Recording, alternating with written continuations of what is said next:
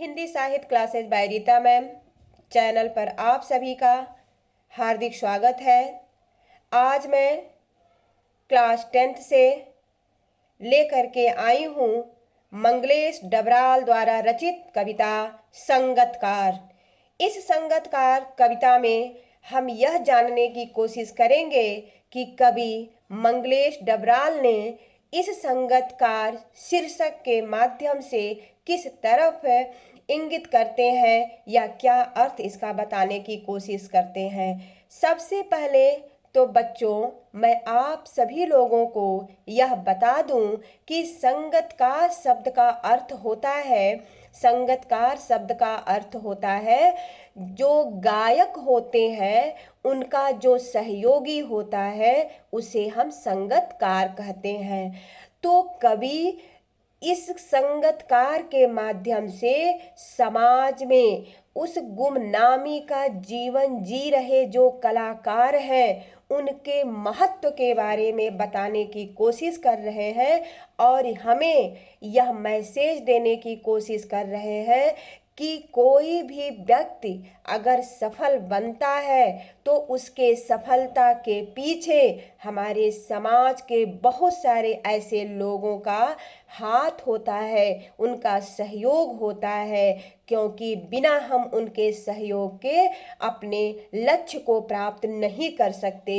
हम अपने लक्ष्य पर नहीं पहुंच सकते, क्योंकि यह लोग त्याग करते हैं और अब उनकी त्याग होता है यह उनको और भी ऊंचा कर देता है। तो आइए बच्चों हम देखते हैं इस कविता को। कहते हैं मुख्य गायक के चट्टान जैसी भारी स्वर का साथ देती वह आवाज सुंदर कमजोर कांपती हुई थी। वह मुख्य गायक का छोटा भाई है या उसका शिष्य या पैदल चलकर सीखने आने वाला दूर का कोई रिश्तेदार। मुख्य गायक की गरज में वह अपनी गूंज मिलाता आया है प्राचीन काल से।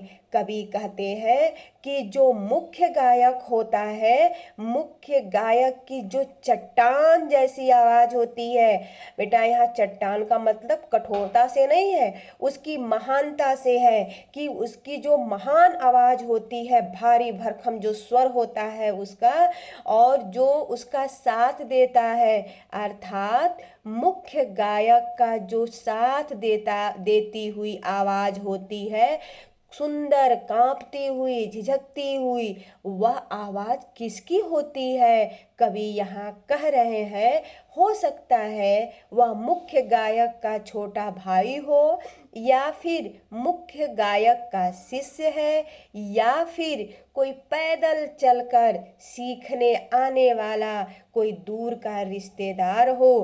कवि इस पंक्ति में 4 पंक्ति में बताने की कोशिश करते हैं कि कवि का साथ देने वाला व्यक्ति कोई भी हो सकता है, उसका शिष्य, उसका छोटा भाई, उसका रिश्तेदार, क्योंकि जो उसको वहां तक पहुंचने में साथ दे रहा है। अब आगे बढ़ते हैं। कवि यहाँ पर लिखते हैं मुख्य गायक की गरज में वह अपनी गूंज मिलाता आया है प्राचीन काल से, और यह कोई नए समय से नहीं शुरू हुआ है। कवि कहते हैं कि जो मुख्य गायक होता है उसके स्वर में, उसके गरज में, उसके आवाज में यह जो संगतकार है यह प्राचीन काल से यानी कि सदियों सदियों से अपनी आवाज को उनकी आवाज में मिलाते आया है, अर्थात उनका साथ देते हुए आया है। गायक जब अंतरे की जटिल तानों के जंगल में खो चुका होता है, देखो बेटा यहाँ पर कवि कहते हैं, आप देखते हैं कि अंतरा मुखड़ा गायन में होता है, तो कहते हैं जो मुख्य गायक होता है जब अंतरे के जटिल तानों में अर्थात उसे गाने की जटिलता में वह खो जाता है, अर्थात वह उसके तानों में लीन हो जाता है, तब क्या होता है, या फिर वह सरगम को, जो सारे गामा पग निशा होता है, उसके सरगम को, उसकी सीमाओं को वह लांघ जाता है और जहाँ से कहते हैं कवि कि चला जाता है भटकता हुआ एक अनहद में।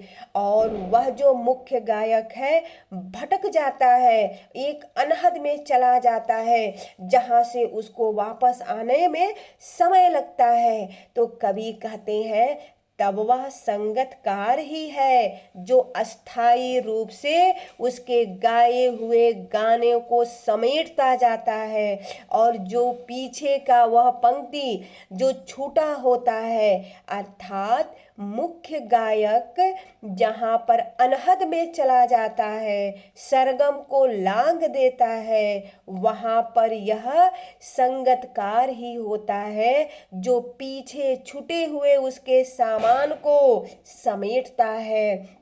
अर्थात वह जो संगतकार है वो उसके स्थिति को भली भांत संभाल लेता है, जैसे उसे याद दिलाता हो उसका बचपन जब वह नौसिखिया था।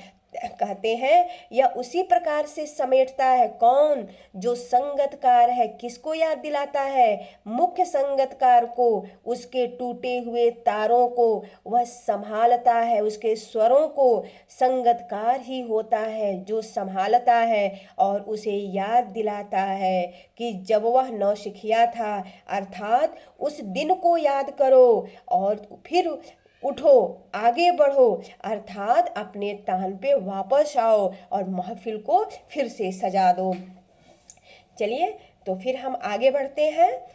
तार सप्तक में जब बैठने लगता है उसका गला, प्रेरणा साथ छोड़ती हुई उत्साह अस्त होता हुआ, आवाज से राख जैसा कुछ गिरता हुआ, तभी मुख्य गायक को ढाढ़स बांधता बधाता कहीं से चला आता है संगतकार का स्वर। कहते हैं कवि कि जब तार सप्तक में, जब वह सरगम में क्या करता है, जब उसकी आवाज बैठने लगती है, अर्थात जब उसका गला बैठने लगता है और उसका प्रेरणा साथ छोड़ने लगती है।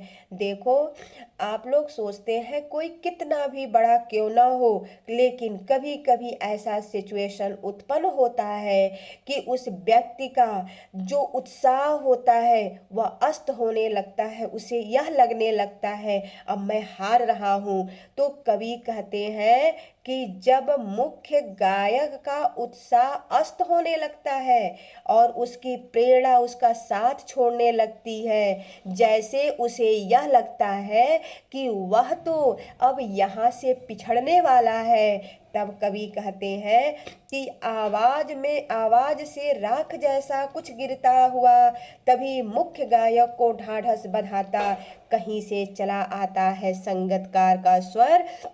अर्थात जब मुख्य गायक अस्त हो जाता है तो जो संगतकार होता है उसके आवाज को आवाज देता हुआ कहीं से चला आता है, अर्थात उसको ढाढ़स बंधाता है। कब?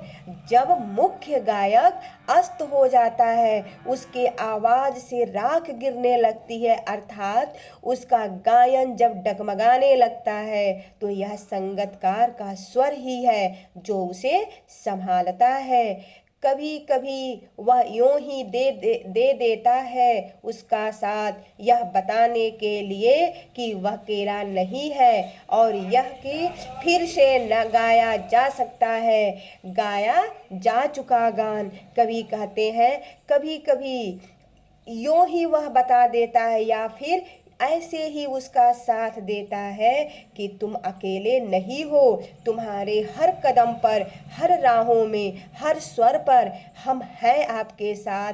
और वह यह बताने की कोशिश करता है कि गाया जा सकता है, गाया जा चुका जो राग है उसको गाया जा सकता है, अर्थात जो मुख्य गायक है उसके आवाज उसके आवाज को वह आवाज देता हुआ संगीतकार आगे बढ़ता है और उसकी आवाज में जो एक हिचक साफ सुनाई देती है या अपने स्वर को ऊंचा न उठाने की जो कोशिश है उसे विफलता नहीं उसकी मनुष्यता समझा जाना चाहिए। कवि कहते हैं कि जो उसकी आवाज में एक हिचक सुनाई देता है किसके आवाज में, जो संगीतकार होता है वह हिचक यह नहीं सोचना चाहिए कि उसकी विफलता है या वह अपने स्वर को ऊंचा नहीं उठा सकता है। वह ऊंचा उठा सकता है, ऊंचा उठने की कोशिश कर सकता है, लेकिन यह उसकी मनुष्यता है कि वह मुख्य गायक का जो मुख्य संगीतकार है उसका साथ देता है। अर्थात यह जो संगीतकार है वह अपने आप को त्यागता है, उसको आगे बढ़ाने में अपनी यह मनुष्यता की पहचान देता है, मनुष्यता को आगे रखता है, मानवता को आगे रखता है।